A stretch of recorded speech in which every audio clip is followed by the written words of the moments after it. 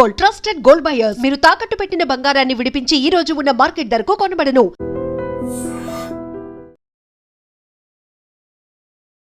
Hi నమస్తే, welcome to iDream media. నేను మీ రొద్దం శ్రీనివాస్. తెలుగు రాష్ట్రాల్లో గత వారం 10 రోజుల నుంచి ఒక కేసు ప్రముఖంగా జనాల నోళ్ళలో నారుతుంది. చాలా సెన్సేషనల్గా మారింది.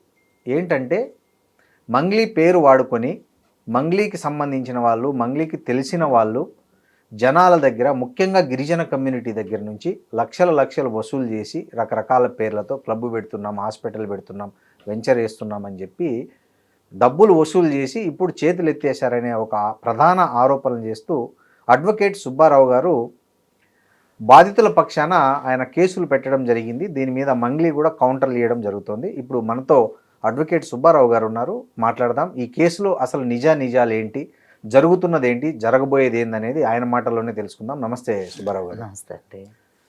సుబ్బారావు గారు, ఈ కేసు చాలా సెన్సేషనల్ కేసు. ఒక అడ్వకేట్గా మీరు ఇంతకుముందు చాలా కేసులు పేదల పక్షాన, బాధితుల పక్షాన వాదించిన చరిత్ర మీకుంది. ఈ కేసు ఫస్ట్ ఆఫ్ ఆల్ మీ దృష్టికి ఎలా వచ్చింది? అయితే తిరుమల అని చెప్పేసి నా స్నేహితుడు ఉస్మాన్ యూనివర్సిటీలో నాతో పాటు కలిసి చదువుకుంటూ వాళ్ళ సొంత అత్తగారు గద్వాల అంటే ఎమ్మెల్యేగా పోటీ చేసి ఓడిపోయారు, చాలా తక్కువ ఓట్ల మెజార్. సో అతనుది గద్వాల, మహబూబ్ నగర్ లో బాధితులు ఉన్నారు.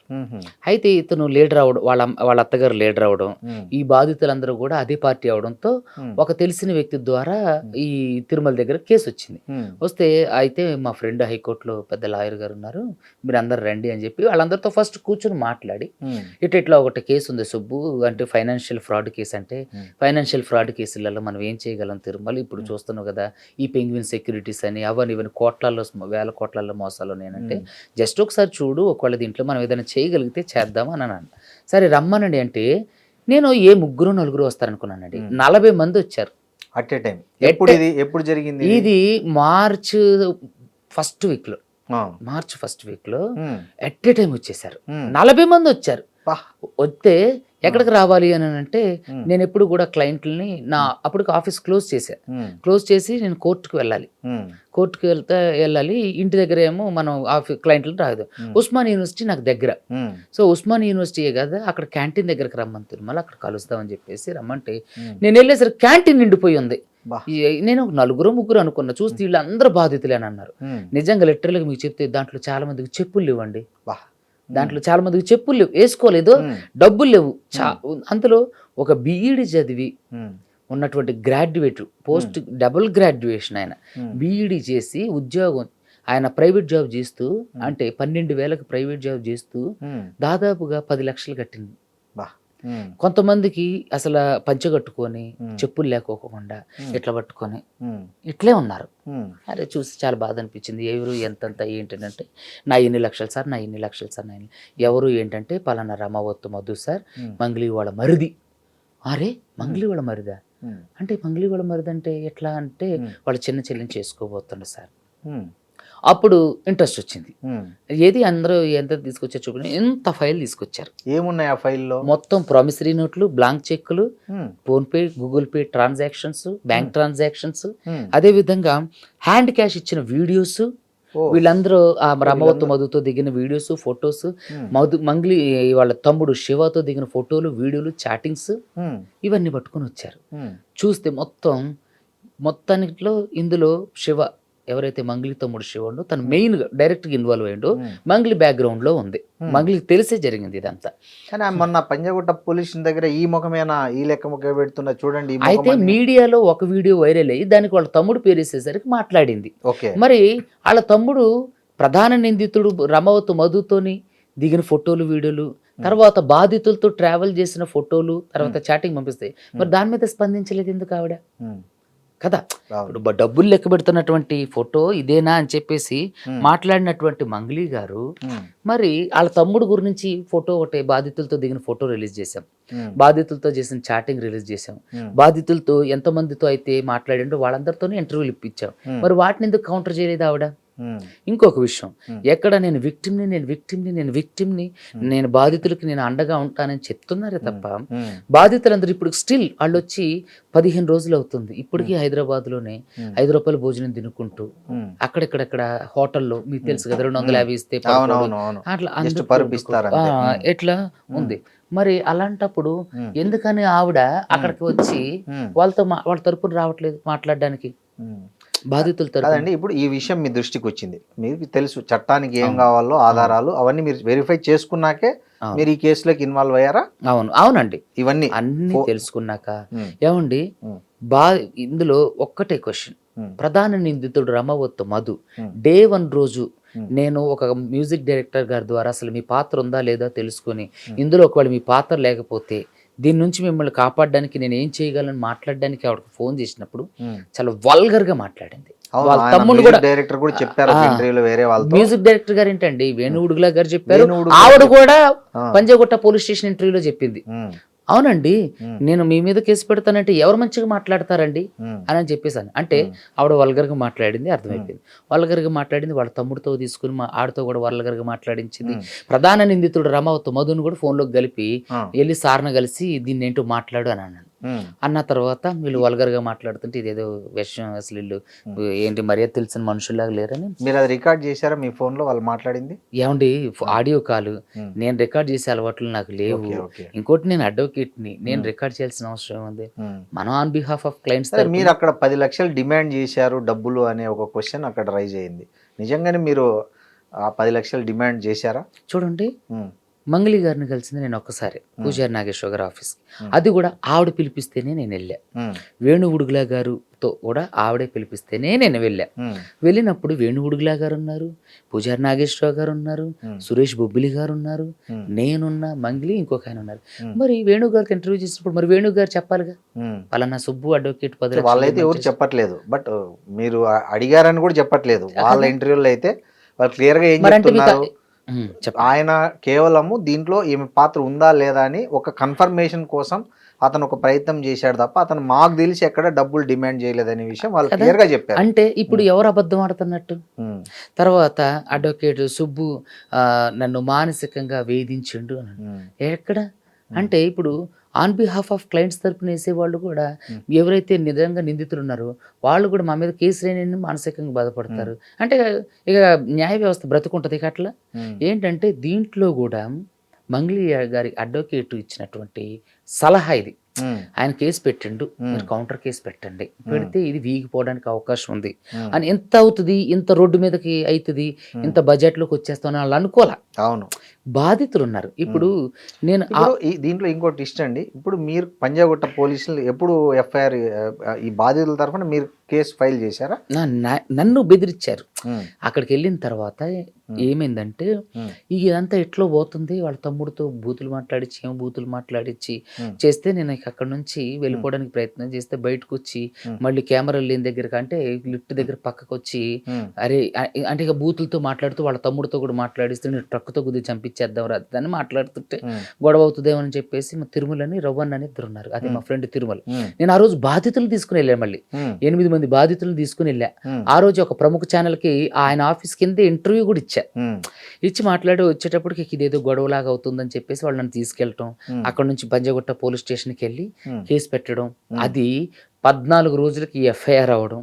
అంటే మీరు కేసు ఏమని పెట్టారు? మిమ్మల్ని బెదిరించారని పెట్టారా లేదా ఈ స్కామ్ గురించి పెట్టారా? నన్ను అంటే ఇట్లా కేసు గురించి మాట్లాడడానికి వెళ్తే ఇట్లా బెదిరించి ఇట్లా నన్ను చంపుతా, అది చేస్తా, ఇది చేస్తా, కేసు నుంచి తప్పుకో, మా పేర్లు తీసే అట్లా వీడియోలు తీసే అంటే ఫస్ట్ రోజు వీడియోలు తీసే అనేది ఇక్కడ ఎందుకు వచ్చిందంటే ఫస్ట్ రోజు నేను మాట్లాడింది అదే, మీకు ఈ నుంచి మాట్లాడదాం, ఇట్లా వచ్చారు, సో మీ గురించి మీ పాత్ర ఉందా లేదా తెలుసుకున్నప్పుడు ఆవిడ యారగెంట్గా మాట్లాడాకి నేను ప్రెస్ మీట్ పెట్టి వీడియోలన్నీ వైరల్ అయ్యాక ఆవిడ వీళ్ళతో పిలిపించి ఆమె చేసిన ప్రధాన డిమాండ్లు ఏంటి, నా కేసులో నుంచి నన్ను మా తమ్ముడు తీసేయండి, మా మీద ఉన్నటువంటి వీడియోలు డిలీట్ చేయించేసేయండి అని అంతే.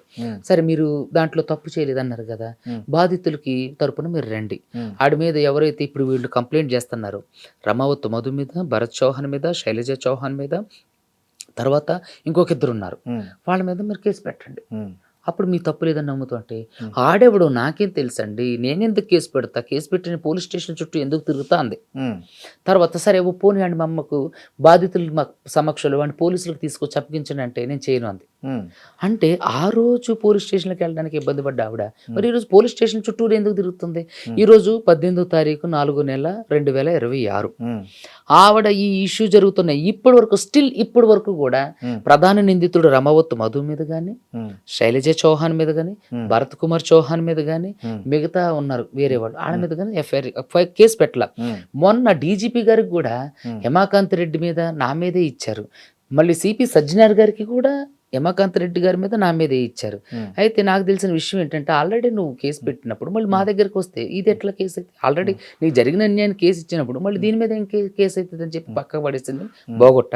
ఇచ్చింది తప్ప రమావత్ మధు మీద కానీ మిగతా అక్యూజుల మీద ఇవ్వలేదు. ఎందుకు ఇవ్వలేదు? ఇస్తే ఎవడ బయటపడుతుంది. ఎందుకంటే వీళ్ళతో వాళ్ళకి డైరెక్ట్ సంబంధాలు ఉన్నాయి. ఏం సంబంధాలు ఉన్నాయి మంగ్లీకి వీళ్ళతో? ఏం సంబంధాలు ఉన్నాయి? ఈ రమావత్ మధు అనేటోడు వాళ్ళ చెల్లిని పెళ్లి చేసుకోవడానికి అప్రోచ్ అయినప్పుడు అవన్నీ ఆమె కొట్టిపారేసింది కదా. ఎట్లా కొట్టిపారేస్తారా? ఇప్పుడు బాధితులు అబద్ధం చెప్తారా? వద్దిపట్ల తాండా, పలుగు తాండా, పియ్యేపల్లి, కొండమల్లేపల్లి, తర్వాత అక్కడ దేవరకొండ, నల్గొండ, ఈ ఇక్కడున్న తాండా ప్రజలందరూ అబద్ధం చెప్తారు. వాళ్ళందరికీ వీడు చెప్పింది కూడా అదే. అక్కడికి అక్కడ వాడు ఎవడైతే ప్రధాన నిందితుడు మధుగాడు ఉంటో వాళ్ళ ఇంటికి మంగ్లీ వెళ్ళేది. ఈ శివగాడు ఆడుతోనే తిరిగేవాడు, మంగ్లీ తమ్ముడు శివ అతనితో. ఒక మాట అన్నది ఆ బంజారా అబ్బాయి కాబట్టి నాకు మరి ఫస్ట్ లో అసలు ఆడెవడో నాకు తెలియదు అనంది. ఫస్ట్ లో ఆడెవడో నాకు తెలియదు అంతే. మీకు ఇంకో వీడియో చెప్తా. తర్వాత పంజాగుట్లో పెట్టిన ప్రెస్ మీట్ అప్పుడు ఏం చెప్పింది? అవునండి మా బంజారా కమ్యూనిటీ వాళ్ళు వస్తారు, మమ్మల్ని కలుస్తారు, మాతో మాట్లాడతారు, మమ్మల్ని ఫోటో అడుగుతారు అని చెప్పేసి ఫోన్ చేస్తాను. ఇంకోటి ఏంటి, బంజారా కమ్యూనిటీ గారు ఆదరించాను అని అంది. మీకు ఒక వీడియో చూపిస్తా, ఈ వీడియోని దగ్గరగా షూట్ చేయండి. ఎక్కడ ఆడెవడో నాకు తెలియదు, జస్ట్ మా తమ్ముడు ఫ్రెండ్ అయ్యి ఉండొచ్చు అది అని చెప్పి కొట్టి పాడేసింది. మరి ప్రధాన నిందితుడు రమావత్ మధు మంగ్లీతో ఏంటి అతనికి అనుబంధం?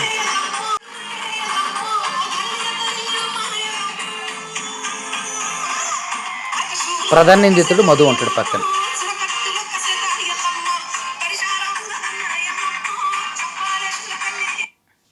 అంటే ఆమె పాటలు పాడేటప్పుడు ఎవరైనా ఉండొచ్చు కదా ముందర, తను అట్లా ఉన్నాడనే.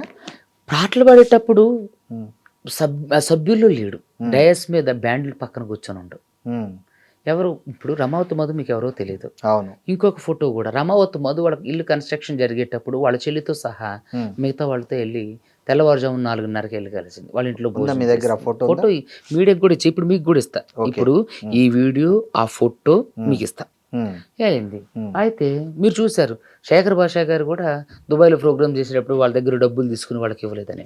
ఏంటంటే ఈవిడకి అబద్ధాలు చెప్పడం, మోసాలు చేయడం చాలా పరిపాటిగా అలవాటు అయిపోయింది. ఆమె అన్నది కదా, నాకు పాటల నుంచి యూట్యూబ్ నుంచి ఇంత ఫుల్ బిజీ ఆర్టిస్ట్ నేను, నాకు ఇంత డబ్బులు వస్తుంది, నాకు ఏం అవసరం ఉంటుంది, నేను వ్యక్తిత్వానికి ప్రాధాన్యత ఇస్తా అన్నారుగా. వ్యక్తిత్వానికి ప్రాధాన్యత ఇచ్చే మంగ్లీ గారు ఎందుకు వట్టి అబద్ధాలు సుబ్బు అడ్వకేట్ మీద చేస్తున్నారు? నా మీద అబద్ధాలు చెప్తున్నారు అంటుంది. నేను అన్ని ఆధారాలు ఇచ్చా కదా, ఇప్పుడు కూడా ఒక వీడియో చూపించా. మరి అడ్వకేట్ సుబ్బు మీద ఎగెన్స్ట్ ఒక్క ఆధారం అని ఎందుకు చూపించలేకపోతున్నారు? ఇప్పుడు కూడా ఓపెన్ ఛాలెంజ్ చేస్తున్నా, ఓపెన్ గా నేను బాధితులందరినీ తీసుకొని వస్తా. మీరు రమావత్ మధు మీద, భరత్ కుమార్ చౌహాన్ మీద, శైలజ చౌహాన్ మీద, ఇంకా చాలా మంది ఉన్నారు, వాళ్ళ మీద మీ పేరు చెప్పి చేసిన వ్యాపారం చేసి డబ్బులు వసూలు చేసిన వాళ్ళ తమ్ముడు శివ మీద కేసు పెట్టమనంటే ఆవిడ తప్పు లేదని నేను ఒప్పుకుంటా. పెట్టదు, పెడితే అసలు విషయం బయటకు వస్తుంది. ఇంకొక విషయం ఏంటంటే ఈ సిఐడి పోలీస్ వాళ్ళు మధు అకౌంట్ ఎన్ని అకౌంట్లు ఉంటాయి అన్ని అకౌంట్లు, మధు వాళ్ళ కుటుంబీకుల అకౌంట్లు, తర్వాత మంగ్లీ కుటుంబీకుల అకౌంట్, మంగ్లీ అకౌంట్ని ఒక సంవత్సరం లేదా 2 సంవత్సరాల నుంచి స్టేట్మెంట్లు తీయాలి. అదేవిధంగా మంగ్లీ గారిది, అదేవిధంగా ఈ రమావత్ మధుది, భరత్ కుమార్ చౌహాన్ది, శైలజ చౌహాన్, మిగతా వీళ్ళకి కూడా ఫోన్ కాల్స్, ఆడియో కాల్స్ ఆవిడ స్వచ్ఛందంగా వచ్చి చూపించాలి, లేదంటే పర్మిషన్ ఇవ్వాలి, తీసుకోండి నాకు ఎటువంటి అభ్యంతరం లేదని తెలిసిపోద్ది. జనరల్గా ఎఫ్ఐఆర్ వచ్చినప్పుడు వాళ్ళు సిడిఆర్ తీస్తారు కదా. సిడిఆర్ ఎన్ని రోజులు తీస్తారు చెప్పండి? కనీసం ఒక 6 నెలలు తీసినా తీయాలి అంటున్నా, తీస్తే బయటపడుతుంది కదా.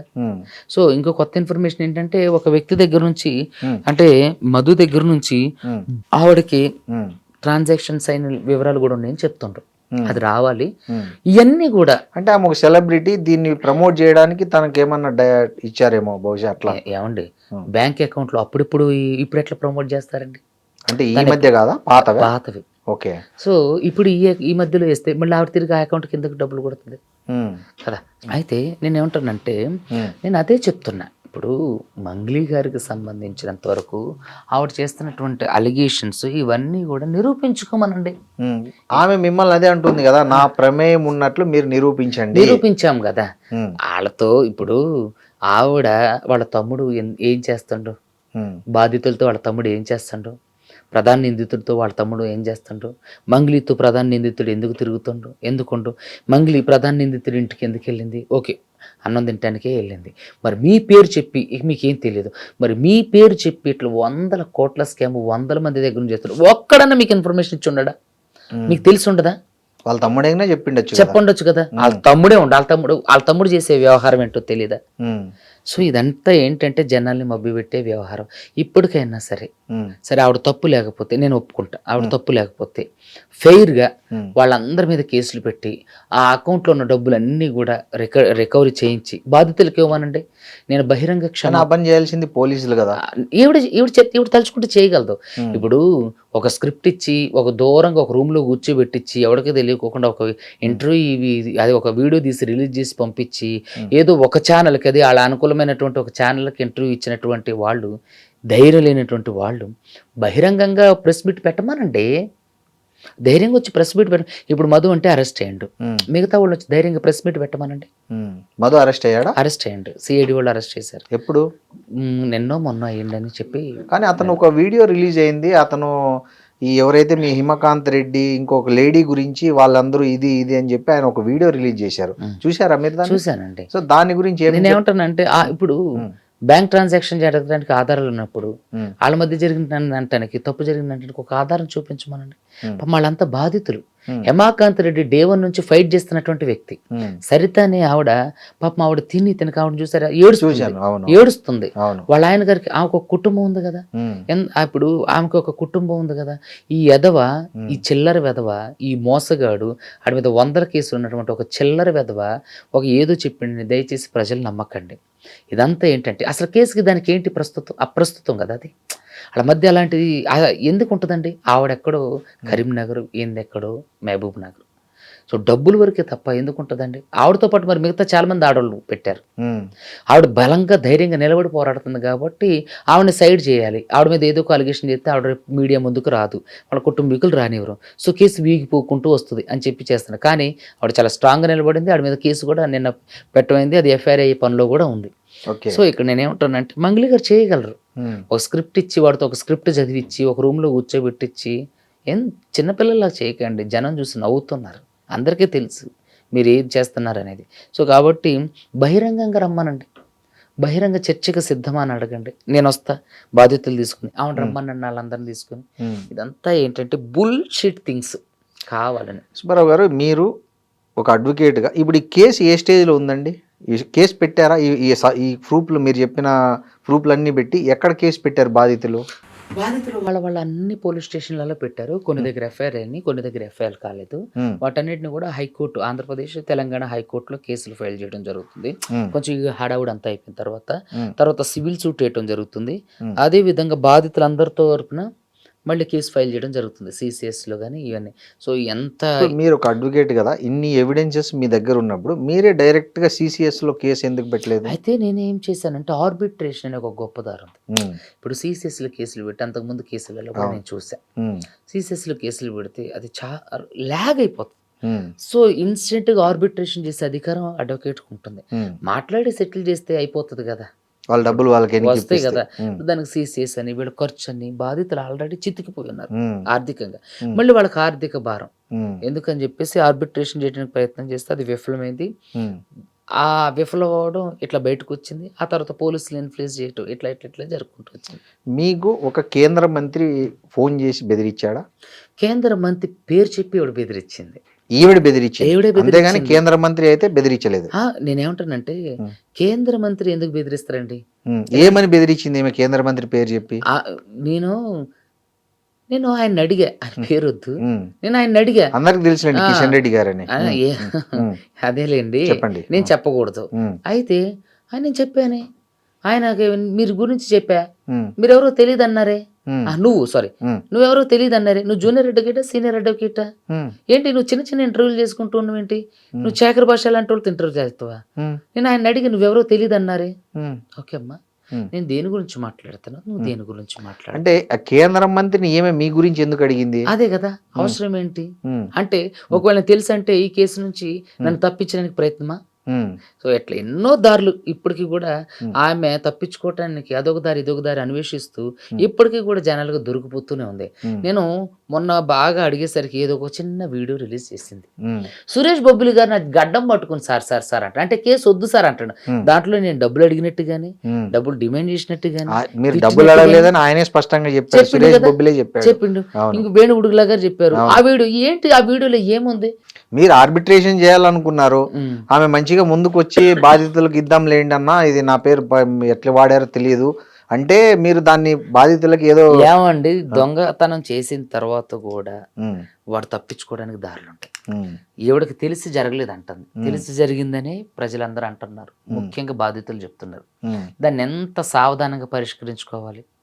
సో ఇంత ఉన్నాయండి, ఇంతలో ఇంత ఇవి బాధితులకి ఇచ్చేద్దాం, తీసుకెళ్లే బాధితులు ఇచ్చేద్దాం, తర్వాత వాడి దగ్గర నుంచి ముక్కుబిండి వసూలు చేపిద్దాం, నా పేరు వచ్చింది కాబట్టి, నా పేరు వాడుకొని చేశారు కాబట్టి, నాకు బాధ్యత ఉంది కాబట్టి, సామాజిక బాధ్యత ఉంది కాబట్టి, నా పేరు వాడుకొని చేశారు కాబట్టి నేను చేస్తాను. వాడుకొని చేసిన వాళ్ళు ఈమెకు తెలుసు కాబట్టి ఈమె ఒక సామాజిక బాధ్యతగా తీసుకొని వాళ్ళను, అరే బాబు నా పేరు వాడారా, నా పేరు చెడగొట్టకండి, అదేదో తీసుకోండి, మీరు ఎంత వీలైతే అంత వాళ్ళకి రిటర్న్ చేసేయండి అంటే అయిపోతుంది. సో ఇలా చేసి ఆవిడ చాలా అప్రతిష్ట పాలైపోయింది.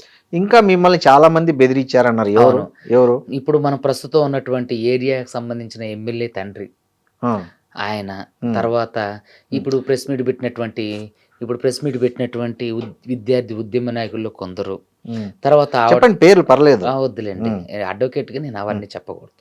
ఎమ్మెల్యే తండ్రి ఏమని బెదిరించాడు మిమ్మల్ని? ఫోన్ చేసిండు, నేను ఎత్తలేదు, చాలా మందితో ఫోన్ చేయించింది. అక్కడి వరకు ఎందుకు, మంగ్లీని నాకు ఒక 20-30 సార్లు ఫోన్ చేస్తే నేను లిఫ్ట్ చేయలేదు, మీకు అది కూడా చూపిస్తా. ఎన్నోసార్లు ఫోన్ చేసి, సుబ్బు గారు సారీ అండి, నా మాట తీరి ఎంత అండి, ఇదిగోండి ఇది మంగ్లీ నంబరు, చూడండి ఎన్నిసార్లు ఫోన్ చేసింది, why are you calling me again and again, ఏంటి మీ ప్రాబ్లం అని అయినా సరే చూడండి ఎన్నిసార్లు చేసింది. మెసేజ్ చేయకుండా కాల్ చేసింది, మెసేజ్ చేసింది, సారీ అండి నా మాట తీరి అంత, మీరు బాధ అన్నప్పుడు ఇవన్నీ పట్టించుకోకండి అని మెసేజ్ చేసింది. కార్తీక్ కొడగండ్ల గారికి చేసి ఆయన నాకు ఫార్వర్డ్ చేసిండు. అయ్యో చాలా వ్యవహారం నడిచిందండి. ఏమని బెదిరించారు ఎమ్మెల్యే తండ్రి? ఫోన్ చేస్తే నేను లిఫ్ట్ చేయలేదు. తర్వాత విద్యార్థి ఉద్యమ నాయకులతో చేపించింది, ఉస్మానియా నుంచి, నేను చదువుకున్న ఉస్మానియా నుంచి, తర్వాత వాళ్ళ చెల్లి ఫోన్ నుంచి ఫోన్ చేసింది, లిఫ్ట్ చేయలే. కొంతమందితో ప్రముఖుల పేర్లు అయితే ఇంకా సెన్సిటివ్, వాళ్ళతో ఒకరితో చేయించింది, నేను లిఫ్ట్. ఎవరు ప్రముఖులు అంటే ఏ రంగానికి చెందిన వాళ్ళు చెప్పండి. అంటే నేను అనేది రాజకీయమా, సినిమా? రాజకీయానికి సంబంధించిన వాళ్ళు, సినిమాకు సంబంధించిన వాళ్ళు కూడా చేశారు, నేను ఎత్తలేదు. ఆఖరికి పూజారి నాగేశ్వర గారితో చేయించింది. ఈయన అడ్వకేట్, ఈయనకి ఎత్తకుండా ఎలా ఉంటాను నేను ఒక సాటి అడ్వకేట్ గా.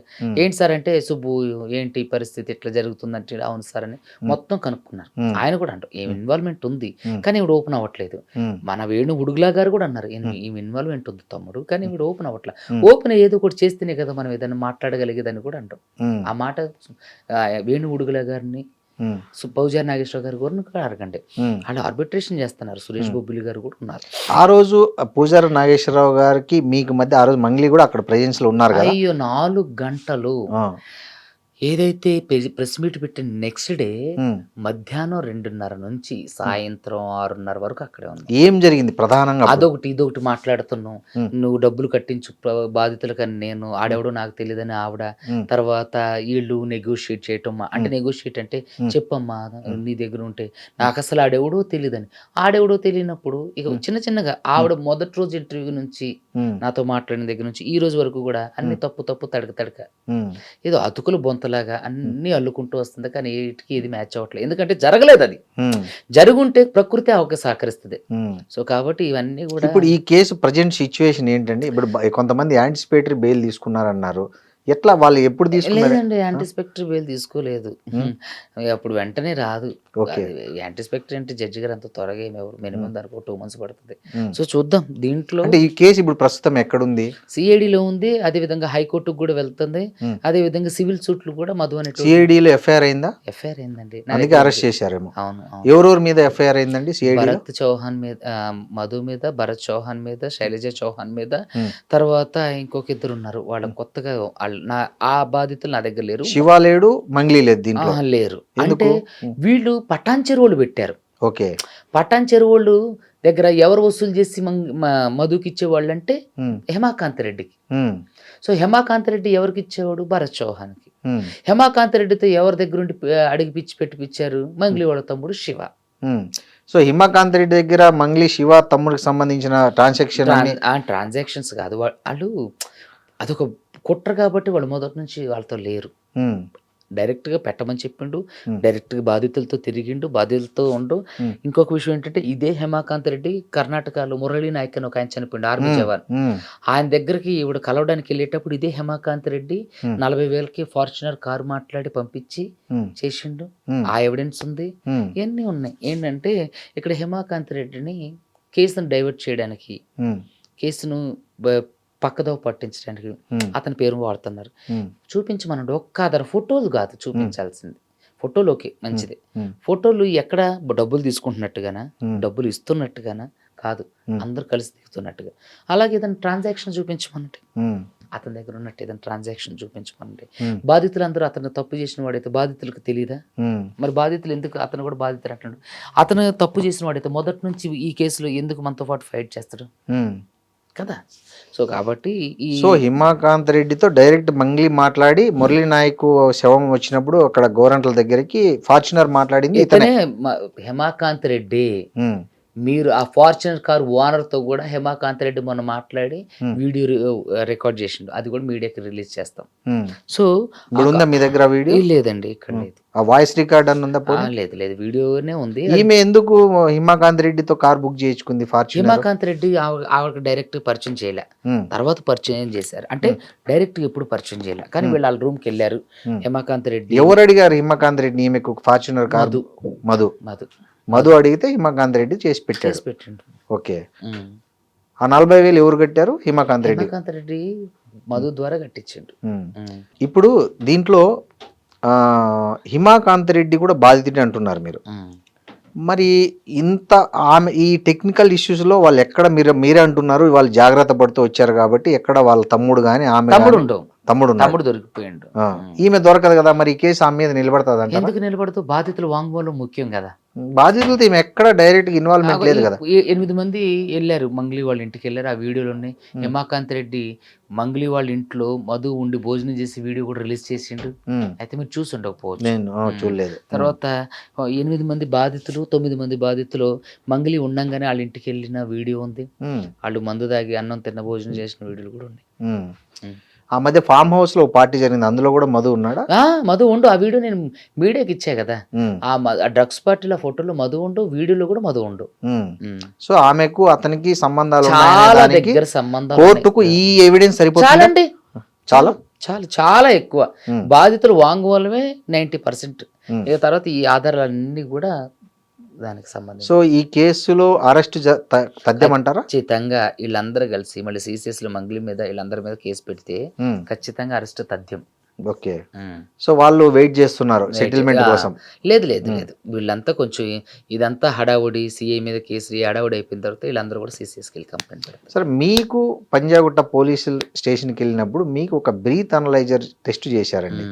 నాకు తెలిసి ప్రపంచంలో, భారతదేశంలో ఫస్ట్ అడ్వకేట్ అనుకుంటా. అవును, ఈ బ్రీత్ అనలైజర్. సో అలా చేసే హక్కు పోలీసులకు లేదండి. బిఎన్ఎస్ లో కానీ బిఎన్ఎస్ఎస్ లో కానీ ఎక్కడ లేదు.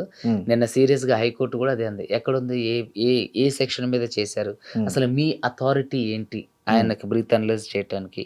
తర్వాత కెమెరా ఫుటేజ్ అంతా ఫ్రీజ్ చేయమని ఆయన 2 వారాల్లో సమాధానం చెప్పమని పర్సనల్ గా నోటీస్ ఇచ్చింది.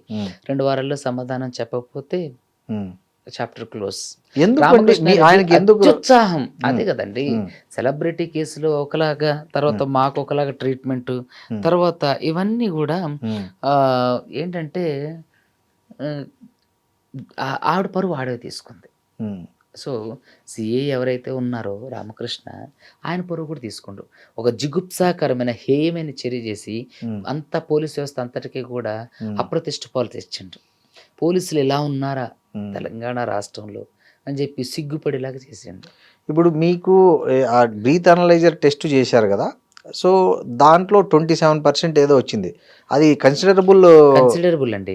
కాబట్టే కదా వాళ్ళు ఏం చేయలేకపోయారు. ఓకే. ఇంకొక విషయం, అసలు తాగి వచ్చినా సరే వాళ్ళు ఏం చేయలేరు. ఉమ్, ఇంకోటి ఏంటంటే నాకు తాగే అలవాటు లేదు. ఉమ్. ఒకవేళ భవిష్యత్తులో ఉంటుందేమో చెప్పలేము. కానీ కానీ ఎలా వచ్చింది మరి 27%? ఏమండి కాఫీ తాగాము అప్పుడే. ఉమ్, ఆ రోజు ఉమ్, బాధితుల తరపున నేను కూడా ఉమ్. మంగ్లీ ఆరోపణ చేసింది, వాటి మీద కేసు పెట్టడానికి ఉమ్, వెళ్ళినప్పుడు వాళ్ళకి చెప్పాము వస్తామని. వాళ్ళు కూడా మాకు చెప్పారు, సార్ ఇట్లా మీ కేసులో ఇట్లా ఆధారాలు మీరు సమర్పించాలని కూడా ఫోన్ చేస్తే వెళ్ళాం. ఉమ్. నేను వెళ్ళేటప్పుడు బాధితులందరూ వేరే వేరే ఏరియాల నుంచి వస్తుంటే నేను కోఆర్డినేట్ చేస్తాను అవును, phone లో. అవును. ఇక్కడికి రండి, ఇక్కడికి రండి, నేను ఇక్కడ ఉన్నాను. సో కాఫీ తాగితే కూడా వస్తుందా? కాఫీ తాగినా కూల్ డ్రింక్ తాగినా 30% వరకు వస్తుందండి. ఓ 35 దాటిన దగ్గర నుంచి అది మందు ఆల్కహాల్ తీసుకున్నట్టు. ఓకే. అలా సో మీకు ఆ టెస్ట్ చేయడం అన్న దాని పట్ల చాలా మంది అడ్వకేట్లు కూడా రియాక్ట్ అయ్యారు. అడ్వకేట్లు ఏంటండి, సొసైటీలో ఉన్నటువంటి నార్మల్ పీపుల్ కడిగి పారేశారు పోలీస్ వ్యవస్థని, ఓకే. ఆయన్ని పోలీస్ని. కానీ మీరు ఇచ్చిన కేసులో ఎవిడెన్స్ లేదు అనే కారణంగా మీ మీద కూడా ఎఫ్ఐఆర్ బుక్ చేశారా పంజాగుట్ట పోలీస్ స్టేషన్లో? ఎఫ్ఐఆర్లు కేసులో ఎవిడెన్స్ లేకపోతే ఎఫ్ఐఆర్ బుక్ చేయరు. కాదు, మీరు కంప్లైంట్ న్యూసెన్స్ కేసు ఏదో బుక్ చేసినట్టున్నారు. లేదండి, నిన్న పంజాగుట్టలో మీ మీద ఏం ఎఫ్ఐఆర్ కాలేదా? లేదండి, నాకు తెలియదు. న్యూసెన్స్ కేసు వాళ్ళు న్యూసెన్స్ చేసి మీరు చూసారు కదా, వాళ్ళు ప్రెసిడెన్స్ చేసింది కానీ లేదు. వాళ్ళు న్యూసెన్స్ కేసు నాకైతే ఇన్ఫర్మేషన్ లేదు. మరి ఒకవేళ కదండి, ఇప్పుడు ఇంత జరుగుతోంది, దీని మీద ప్రభుత్వం నుంచి ఏమైనా స్పందన వచ్చిందా? అందరికి ప్రతివాదులందరికీ నోటీసులు ఇష్యూ చేశారు. ఏమో ముందు ఏం జరుగుతుందో చూద్దామండి. మీరు గవర్నమెంట్ను కలిసి సీఎంను కానీ లేకపోతే హోంమంత్రిని కానీ, అంటే అఫ్ కోర్స్ కలిసి దీన్ని ఏమన్నా రిప్రజెంట్ చేసే ఉందా? దీని ముందు ఏంటి మీ డీజీపీ గారిని కలిసి రిప్రజెంటేషన్ ఇచ్చానండి. ఆ సీఏ మీద యాక్షన్ తీసుకోమని, బాధితులకు న్యాయం చేయమని, నాకు పోలీస్ ప్రొటెక్షన్ కల్పించమని. తర్వాత హైదరాబాద్ కమిషనరేట్లో కూడా నేను కంప్లైంట్ చేయడం జరిగింది. ఓకే. ఇప్పుడు దీంట్లో పోలీసులు, మీ అభిప్రాయం ప్రకారం పోలీసులు దీన్ని సీరియస్ గా తీసుకొని ఇన్వెస్టిగేట్ చేసుకుంటారండి. అంతకుముందు కూడా నేను 2-3 కేసులు అట్లా కంప్లైంట్ ఇస్తే ఒక 2-3 సంవత్సరాలు నాల్చి ఆయన చాలా ఉత్తముడు, రాముడు, దేవుడని క్లీన్ చిట్. ఎవరి మీద ఇచ్చారు మీరు ఇంతకు ముందు? పోలీసుల మీద ఇచ్చానండి. ఎవరి మీద అంటే? పోలీసులు ఒక ఆయన సిఐ మీద ఇచ్చా. కానీ అది ఇచ్చిన తర్వాత సిఐకి అంతర్గత విచారణలో తప్పు బయటకు వాళ్ళు చెప్పరు పోలీస్ వ్యవస్థ మీద అబాస్ పాలవుతూ అని. కానీ అది దాంట్లో తప్పు లేదని చెప్పి చేసి అంతర్గత విచారణ చేసి తప్పు చేసిందని తెలిసి సివిల్ నుంచి మన ట్రాఫిక్ వేశారు. తను చాలా సస్పెండ్ కూడా అయ్యిండు కొన్ని రోజులు అని చెప్పి. జూబ్లీ హిల్సా, బంజారా హిల్సా? వేరే దగ్గర చెప్తా. ఓకే. సో సుబ్బారావు గారు, మీరు దీంట్లో మీ పాత్ర ఇక్కడికి పరిమితం అవుతుంది అంటారా, లేకపోతే ఇంకేమైనా దీన్ని? బాధితులకు డబ్బులు వచ్చేంత వరకు నేను నిలబడతా. ఓకే. అసలు ఎక్కడ కాంప్రమైజ్ కాను. ఈ బాధితులే కదా, నాకు దగ్గరకు వచ్చి ఏ బాధితుల దగ్గరకైనా సరే నిజంగా అన్యాయం జరిగినటువంటి బాధితులకు న్యాయం జరిగేంత వరకు నేను పోరాడతా. ఈ రోజుతో ఇది అవ్వదు. ఈ కేసు ఒక కొలిక్కి వచ్చేంత వరకు కూడా, ఈ ఒక ఎండింగ్ వచ్చేదాకా కూడా నేను దీంట్లో పోరాడుతూనే ఉంటాను. ఓకే, థ్యాంక్ యూ అండి. Thank you.